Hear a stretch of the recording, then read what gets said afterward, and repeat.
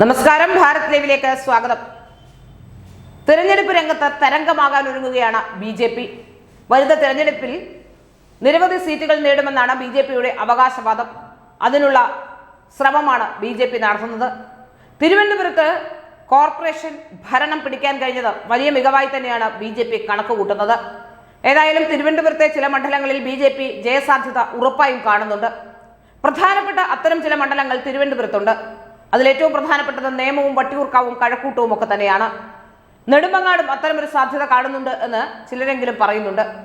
ഏതായാലും നേമത്തും വട്ടിയൂർക്കാവിലും കഴക്കൂട്ടത്തുമൊക്കെ സ്ഥാനാർത്ഥികളെ ഏതാണ്ടൊക്കെ ഫിക്സ് ആയി കഴിഞ്ഞു. മഞ്ചേശ്വരത്ത് കെ സുരേന്ദ്രൻ ഇക്കുറി ജനവിധി തേടും എന്ന് ഏതാണ്ട് ഉറപ്പാക്കി കഴിഞ്ഞു. നേമത്ത് നിന്നും രാജീവ് ചന്ദ്രശേഖറും കഴക്കൂട്ടത്ത് നിന്നും വി മുരളീധരനും വട്ടിയൂർക്കാവിൽ നിന്ന് ശ്രീലേഖയും ഏതാണ്ട് സീറ്റ് ഉറപ്പിച്ചു എന്നാണ് മനസ്സിലാക്കാൻ സാധിക്കുന്നത്. നെടുമങ്ങാട് യുവരാജ് ഗോകുലും സീറ്റ് ഉറപ്പിക്കുന്നു എന്ന് മനസ്സിലാക്കാൻ സാധിക്കുന്നു. വിന്നബിലിറ്റിയുള്ള സ്ഥാനാർത്ഥികളെയാണ് ഇത്തവണ മത്സരിപ്പിക്കുന്നതെന്ന വാദമാണ് ബി.ജെ.പി. മുന്നോട്ട് വെക്കുന്നത്.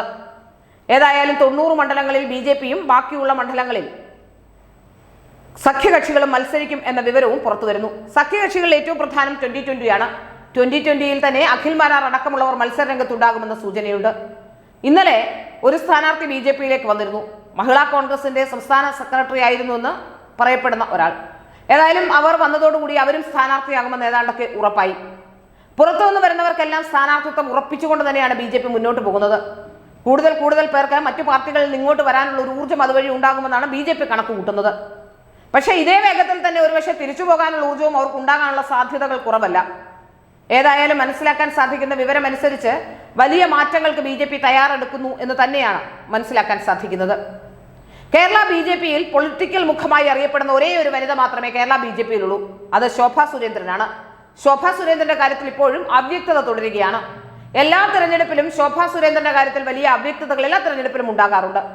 ശോഭാ സുരേന്ദ്രൻ പാലക്കാട് മത്സരിക്കും എന്നും ഹരിപ്പാട് മത്സരിക്കുമെന്നും ഒക്കെ തരത്തിലുള്ള വാർത്തകൾ പുറത്തു വരുന്നുണ്ട്. ഏതായാലും തിരുവനന്തപുരത്ത് വട്ടിയൂർക്കാവിനായി ചില ശ്രമങ്ങൾ ശോഭാ സുരേന്ദ്രൻ നടത്തിയെങ്കിലും അത് വിജയിച്ചില്ല എന്ന് മനസ്സിലാക്കാൻ സാധിക്കുന്നു. വട്ടിയൂർക്കാവ് ശ്രീലേഖ തന്നെ ഏതാണ്ട് ഉറപ്പിക്കുന്നു എന്നാണ് എനിക്ക് മനസ്സിലാക്കാൻ സാധിച്ചിട്ടുള്ളത്. ഇനി ഉള്ള സീറ്റുകൾ പാലക്കാടും കായംകുളവും ഒക്കെ ആയിരുന്നു. കായംകുളം BDJS ആയതുകൊണ്ട് അവിടെ ശോഭാ സുരേന്ദ്രന് മത്സരിക്കാൻ കഴിയില്ല. കഴിഞ്ഞ 2 വർഷമായി ആലപ്പുഴ കേന്ദ്രീകരിച്ചാണ് ശോഭാ സുരേന്ദ്രന്റെ പ്രവർത്തനങ്ങൾ. ശോഭാ സുരേന്ദ്രൻ എവിടെ മത്സരിച്ചാലും എവിടെയും മത്സരിക്കാൻ സാധ്യതയുള്ള ഒരു സ്ഥാനാർത്ഥി കൂടിയാണ്.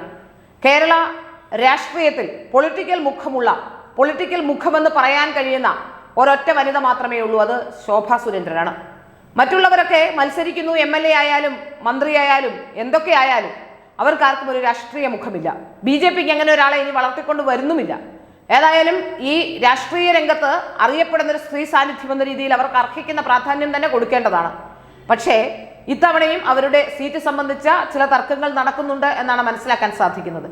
ഏതായാലും ശോഭാ സുരേന്ദ്രന്റെ സീറ്റ് കൂടി ഉറപ്പാകുന്നതോടുകൂടി എങ്ങനെയൊക്കെ ആയിരിക്കും രാഷ്ട്രീയ രംഗത്ത് ബി.ജെ.പിയുടെ നീക്കം എന്ന് നമുക്ക് മനസ്സിലാക്കാൻ സാധിക്കും. തിരുവനന്തപുരത്ത് വലിയ വിജയത്തിനുള്ള ശുഭപ്രതീക്ഷയുമായി ബി.ജെ.പി. കളത്തിലിറങ്ങുന്നു എന്ന് മനസ്സിലാക്കാൻ സാധിക്കുന്നു. അതുപോലെ മറ്റ് സഖ്യകക്ഷികളുമെല്ലാം ഒറ്റക്കെട്ടായി മുന്നോട്ട് നീങ്ങുന്നുണ്ട് എന്നാണ് മനസ്സിലാക്കാൻ സാധിക്കുന്നത്. കഴിഞ്ഞ ദിവസം NDAയുടെ യോഗം നടന്നിരുന്നു.